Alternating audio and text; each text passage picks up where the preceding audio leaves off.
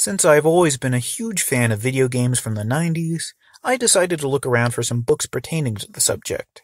There are surprisingly not a lot of books about video game history out there, but one of the most critically acclaimed I found was Console Wars. This is a book written by a man named Blake J. Harris with the foreword written by Seth Rogen and his friend Evan Goldberg.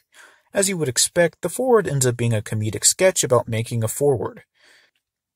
Following this begins the story of Tom Kalinske, who is the primary subject of this book, as he becomes the CEO of Sega of America. The first few chapters about Tom's work at Hasbro and Matchbox reveal the entire structure of the book from here on. The author always begins talking about something seemingly unrelated to video games as a whole, but eventually uses it to move into the next segment of the timeline. I was confused by this early on, but I have grown to like it. Another thing that I like about his style of writing are the odd but funny figures of speech he uses throughout the book. My personal favorite is him saying that Sega's ads were like an old man wearing baggy jeans and a backwards hat, meaning that they were made by people who were older than the target audience and hadn't played the games, but are still trying to make the ads look hip and cool. The same thing could be said about most of the people who worked at Sega at that time.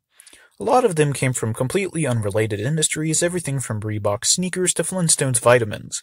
This results in a lot of additional information about other industry wars, such as Coke vs. Pepsi or Sony vs. VHS tapes. The book mostly focuses on Sega of America, but there is a decent amount of information regarding Nintendo, from its playing card roots to the beginning of the Nintendo 64. Overall, Console Wars is a pretty well-written book that covers a lot of topics. I give it a 9 out of 10. You can buy this book used for about $6 to $7 and is very much worth the price.